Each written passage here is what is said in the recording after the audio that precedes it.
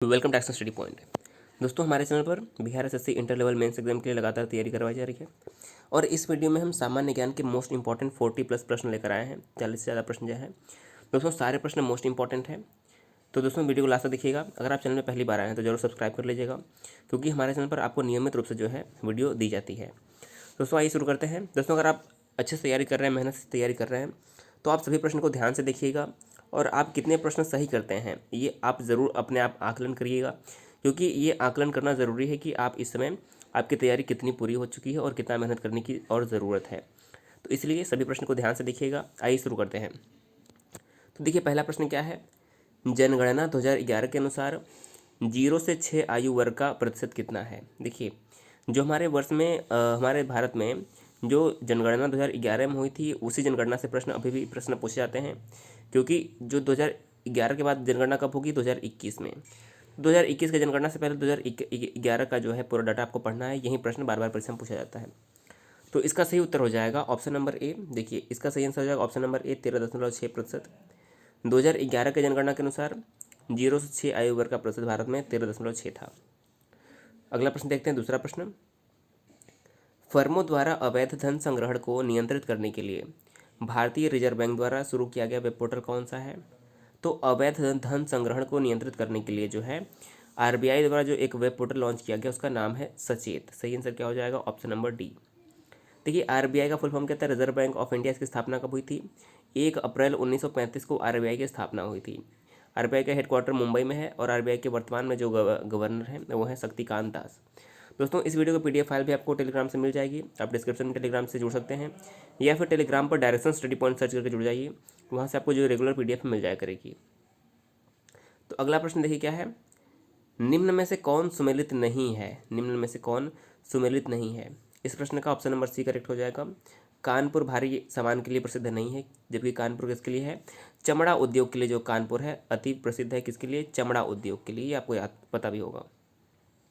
अगला प्रश्न है, निम्न में से कौन भारत निर्माण के अंतर्गत सम्मिलित नहीं है।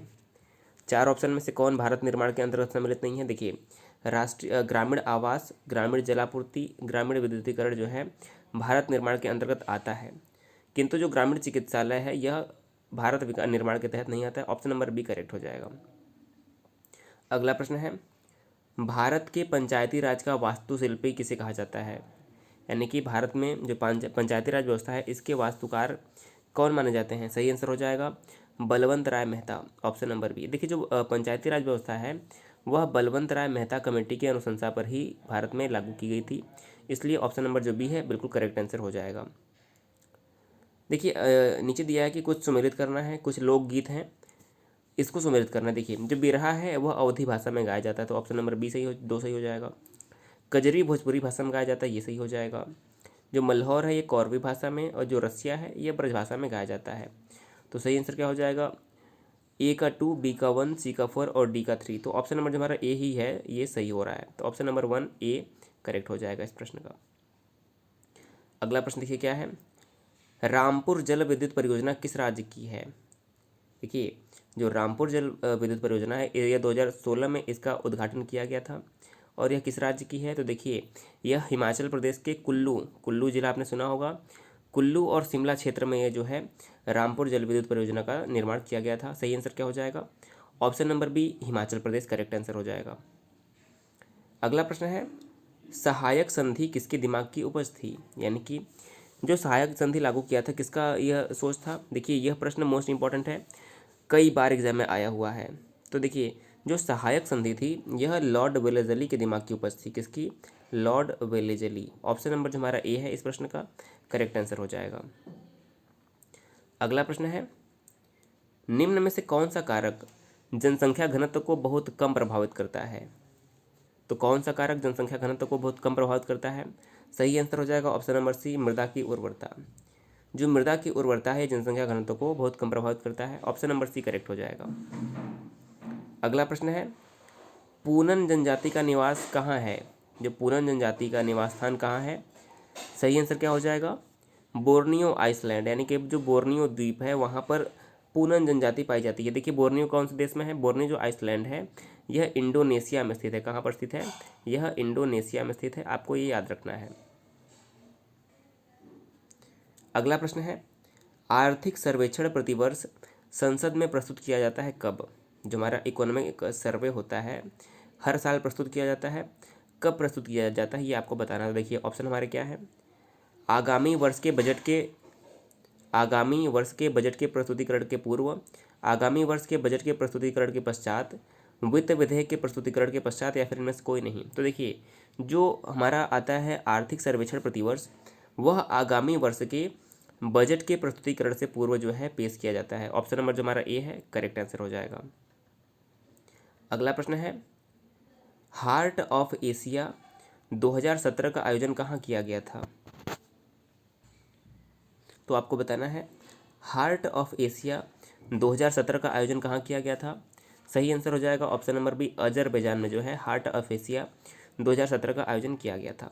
अगला प्रश्न है, भारतीय संसद के दोनों सदनों की संयुक्त बैठक की अध्यक्षता कौन करता है? देखिए ये प्रश्न मोस्ट इंपॉर्टेंट है, तो आपको बताना है कि जो भारतीय संसद के दोनों सदनों की जब संयुक्त बैठक होती है तो उसकी अध्यक्षता कौन करता है। देखिए यहाँ पर याद रखना है, जो संसद का संयुक्त अधिवेशन है वह राष्ट्रपति के द्वारा बुलाया जाता है, लेकिन जो इसकी अध्यक्षता है वह लोकसभा के अध्यक्ष करते हैं। सही आंसर क्या हो जाएगा, ऑप्शन नंबर सी, लोकसभा अध्यक्ष।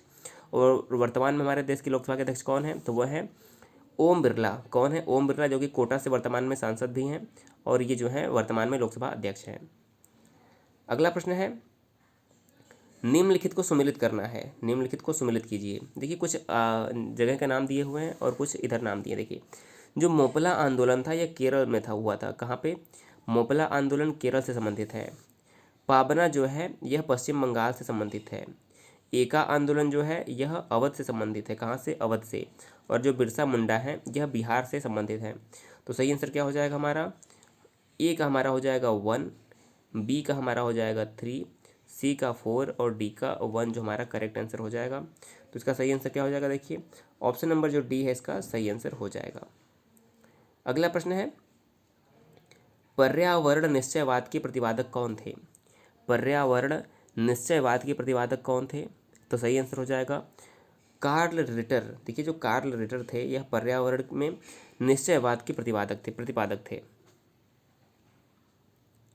देखिए सारे प्रश्न मोस्ट इंपॉर्टेंट है, इसलिए सभी प्रश्नों को आप ध्यान से देखते हुए चलिए और सभी प्रश्न का उत्तर अपने मन में आप देते चलेंगे। देखिए अगला प्रश्न क्या है, जब ज्वालामुखी से निकला मैग्मा का जमाव लगभग क्षैतिज रूप में परतदार या रूपांतरित सेलों की विभिन्न परतों के बीच होता है तो उसे क्या कहते हैं? तो देखिए सही आंसर क्या हो जाएगा, इसका सही आंसर हो जाएगा जब ज्वालामुखी से निकला मैग्मा इसका जमाव लगभग क्षैतिज रूप में परतदार या रूपांतरित सेलों की विभिन्न परतों के बीच होता है तो उसे सिल कहा जाता है। क्या कहते हैं, ऑप्शन नंबर बी, सिल करेक्ट आंसर हो जाएगा। अगला प्रश्न है, निम्न में से किस जलधारा की प्रकृति ठंडी है? यानी कि निम्न में से कौन सी जलधारा ठंडी प्रकृति की है? सही आंसर हो जाएगा ऑप्शन नंबर सी, कनाडी धारा। देखिए जो कनाडी धारा है इसकी प्रकृति ठंडी है, ऑप्शन नंबर सी करेक्ट हो जाएगा। अगला प्रश्न है, चेन्नई कहाँ की स्थानांतरित कृषि है? तो देखिए चेन्नई कहाँ की स्थानांतरित कृषि है, मोस्ट इंपॉर्टेंट प्रश्न है। सही आंसर हो जाएगा ऑप्शन नंबर ए, श्रीलंका। देखिए जो चेन्नई है यह श्रीलंका की स्थानांतरित कृषि का नाम है। ऑप्शन नंबर जो ए है सही उत्तर हो जाएगा इस प्रश्न का। अगला प्रश्न है, 1857 ईस्वी के विद्रोह के महान योद्धा तात्या टोपे का मूल नाम क्या था? तो देखिए तात्या टोपे का जो मूल नाम था वह क्या था, रामचंद्र पांडुरंग इनका मूल नाम था। क्या था, रामचंद्र पांडुरंग। इस प्रश्न का ऑप्शन नंबर जो डी है, सी है, बिल्कुल सही हो जाएगा। तात्या टोपे का मूल नाम क्या था, आत्माराम रामचंद्र पांडुरंग। अगला प्रश्न है, कनाडा की राजधानी निम्नलिखित में से कौन सी है? कनाडा जो कि उत्तरी अमेरिका महाद्वीप में सबसे बड़ा देश है, इसकी राजधानी निम्नलिखित में से कौन सी है? तो आप सभी को पता होगा कनाडा की राजधानी ओटावा है। कहाँ पर है, ओटावा। देखिए कनाडा से एक प्रश्न और बनता है कि जो कनाडा की सीमा है विश्व में सबसे बड़ी सीमा वाला देश कौन सा है, कनाडा है। तो इसका नाम आपको याद रखना है। ऑप्शन नंबर जो हमारा बी है, ओटावा, इस प्रश्न का सही उत्तर हो जाएगा। अगला प्रश्न है, 49 डिग्री नॉर्थ अक्षांश रेखा किन देशों की सीमा रेखा है? जो 49 डिग्री नॉर्थ अक्षांश रेखा है यह किन देशों की सीमा रेखा है? तो देखिए 49 डिग्री नॉर्थ रेखा जो है यूएसए और कनाडा के बीच की सीमा रेखा है। अमेरिका और कनाडा के बीच की विभाजन रेखा या सीमा रेखा आप कह सकते हैं। ऑप्शन नंबर सी इस प्रश्न का सही उत्तर हो जाएगा। अगला प्रश्न है, रूस का बाकू क्षेत्र किसके उत्पादन के लिए प्रसिद्ध है? रूस का बाकू क्षेत्र जो है किसी के उत्पादन के लिए प्रसिद्ध है? सही उत्तर हो जाएगा ऑप्शन नंबर ए, कच्चा तेल। कच्चा तेल के उत्पादन के लिए प्रसिद्ध है। ऑप्शन नंबर ए करेक्ट हो जाएगा। अगला प्रश्न है, विश्व की सबसे गहरी झील कौन सी है? देखिए यहाँ पर गहरी झील की बात हो रही है, तो जो विश्व की सबसे गहरी झील है उसका नाम है बैकाल झील। ऑप्शन नंबर जो बी है बैकाल झील करेक्ट हो जाएगा। यह कहाँ पर है? देखिए अगर बैकाल झील की बात करें तो यह दक्षिणी रूस में पड़ता है। कहाँ पर? दक्षिणी रूस में बैकाल झील, जो विश्व की सबसे गहरी जो है झील है, तो ये याद रखना है आपको। अगला प्रश्न है, रूस के पत्तन अधिकांश समय हिमयुक्त यानी कि बर्फ से ढके रहते हैं, परंतु मुर्मुस्क पत्तन जो है सालों भर खुला रहता है। यह कहाँ पड़ता है? यानी कि आपको बताना है जो मुर्मुस्क पत्तन है यह रूस में कहाँ पर स्थित है। इसका सही आंसर क्या होगा?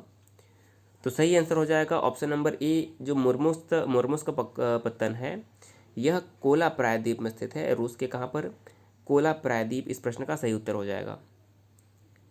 अगला प्रश्न है, पॉलीग्राफ एक तकनीक है जो पकड़ती है क्या? अंतरिक्ष स्टेशन से सूचनाओं को, शरीर में बीमारियों को, झूठ बोलने वालों को, या फिर उपरोक्त में से कोई नहीं। तो देखिए जो पॉलीग्राफ तकनीक है यह झूठ बोलने वाले को पकड़ते हैं। जैसे कि जो लाइट डिटेक्टिंग होता है वही पॉलीग्राफ होता है। यह झूठ पकड़ने वाली मशीन को हम पॉलीग्राफ कहते हैं। ऑप्शन नंबर सी करेक्ट हो जाएगा। अगला प्रश्न है, शरीर में ऑक्सीजन का परिवहन किस प्रकार होता है, किसके द्वारा होता है? मानव शरीर में या किसी भी शरीर में जो है ऑक्सीजन का परिवहन कैसे होता है? देखिए रक्त द्वारा, जो रक्त की धमनियाँ होती हैं उनके द्वारा ही जो है शरीर में ऑक्सीजन का परिवहन होता है। इस प्रश्न का ऑप्शन नंबर बी करेक्ट हो जाएगा। अगला प्रश्न है, श्वसन मार्ग का वह भाग जो ग्रसनी को ट्रेकिवा से जोड़ता है क्या कहलाता है? श्वसन मार्ग का वह भाग जो ग्रसनी को ट्रेकिवा से जोड़ता है उसे क्या कहते हैं? तो इस प्रश्न का सही आंसर हो जाएगा ऑप्शन नंबर डी, लैरिंग्स। देखिए जो ग्रसनी को ट्रेकिया से जोड़ता है उसे लैरिंग्स कहते हैं। अगर आपने डी चुना है तो आपका जवाब बिल्कुल सही है।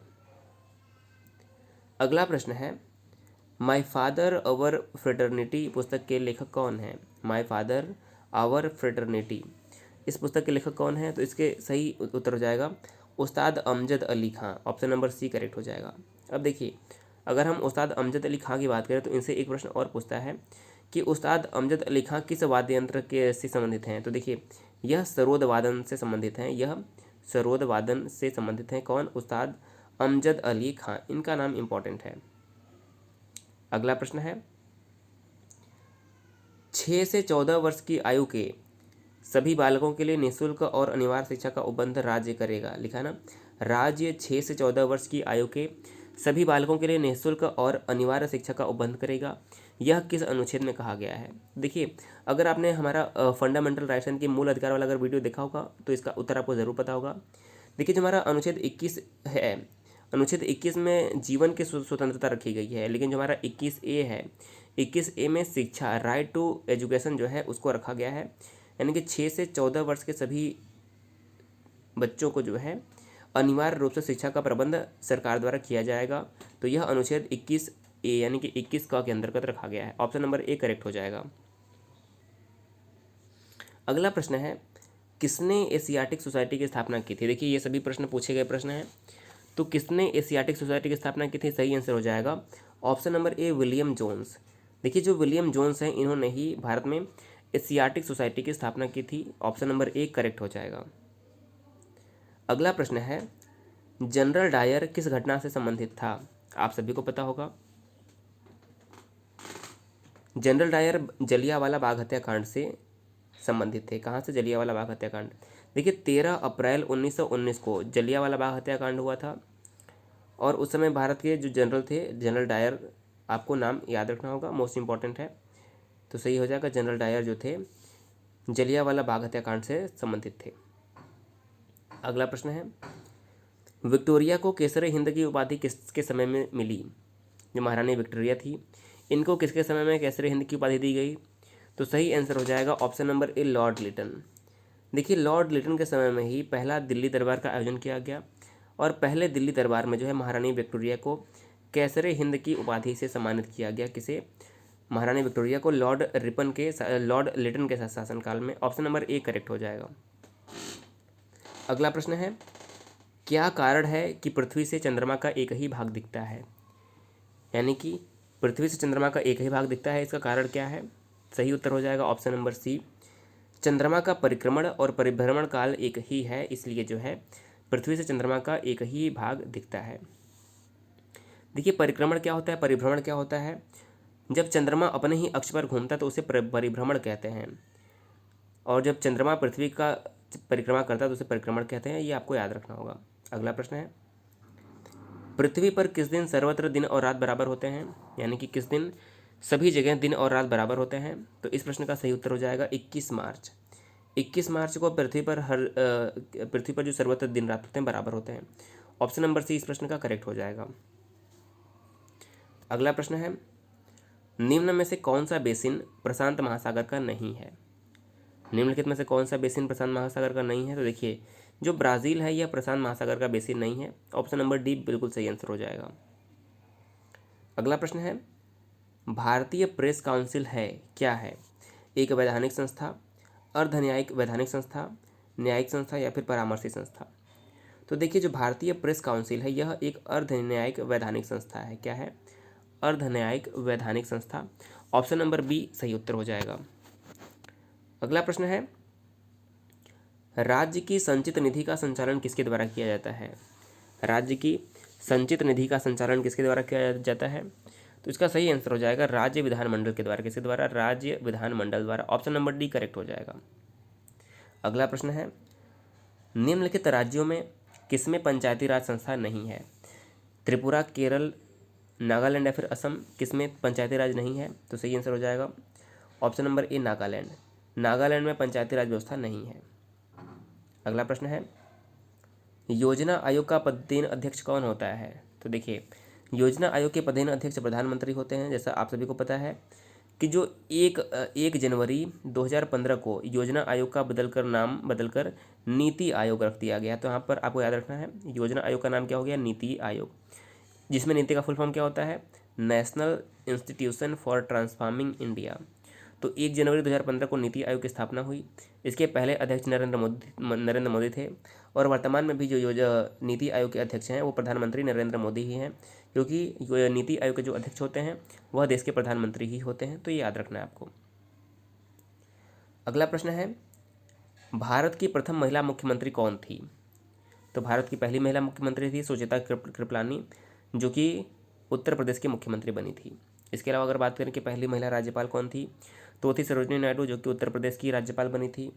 इसके अलावा इंदिरा गांधी देश की पहली महिला प्रधानमंत्री बनी थी। इनका नाम भी इम्पॉर्टेंट है। और आज का हमारा अंतिम प्रश्न है, कार्बन डेटिंग विधि की खोज किसने की थी? तो देखिए जो कार्बन डेटिंग विधि है यह वी लिबी के द्वारा खोजा गया था। ऑप्शन नंबर ए करेक्ट हो जाएगा। तो देखिए इस वीडियो में आपको 40 से ज़्यादा प्रश्न मिले हैं, जो कि सभी प्रश्न मोस्ट इंपॉर्टेंट थे। दोस्तों आपने कितने प्रश्न सही किए ज़रूर बताइएगा। दोस्तों वीडियो को आप शेयर ज़रूर कीजिए। वीडियो को अगर आप शेयर करेंगे तो उससे वीडियो अधिक से अधिक लोगों तक पहुंच पाएगा और अधिक से अधिक लोग जो है इसका लाभ उठा पाएंगे। तो दोस्तों वीडियो कैसा लगा हमें ज़रूर बताइएगा। वीडियो देखने के लिए बहुत बहुत धन्यवाद।